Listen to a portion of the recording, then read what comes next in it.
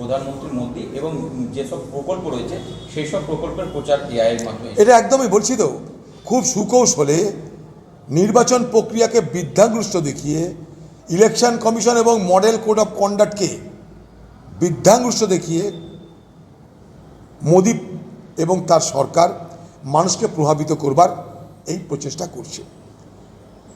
আর কিচ্ছু না, মানুষকে বিভ্রান্ত করো।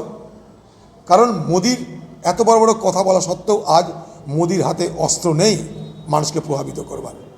এর আগে পুলওয়ামা ছিল, পুলওয়ামার ভোট হয়ে গেল, একটা ভোট পার হয়ে গেল। আমি পার্লামেন্টে জিজ্ঞেস করেছিলাম, পুলওয়ামাতে যে বোম্বিং করেছিলেন সেখানে কি কি হয়েছিল, কটা সন্ত্রাসবাদী মারা গেছিল, কটা বাড়ি ধ্বংস হয়েছিল, তার কোনো খবর নেই। বরং সারা আন্তর্জাতিক সংস্থাকে নিয়ে এসে পাকিস্তান সরকার পুলওয়ামাকে পরিদর্শন করিয়ে প্রমাণ করে দিয়েছিল যে পুলওয়ামে মোদি যা বলছে তা হয়নি।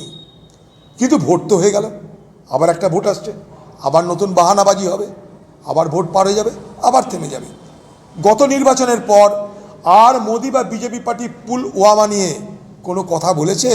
বরং উল্টে সত্যপাল মালিক, যিনি বলেছিলেন 40 জন সিআরপিএফ জওয়ানকে বাঁচানো যেত যদি সরকার সতর্ক হতো, কারণ সরকারের কাছে আগাম খবর ছিল, সেই সত্যপাল মালিক যিনি গভর্নর, তিনি এই অভিযোগ করেছিলেন, সেই সত্যপাল মালিকের বিরুদ্ধেও সিবিআই লাগিয়ে দিয়েছে।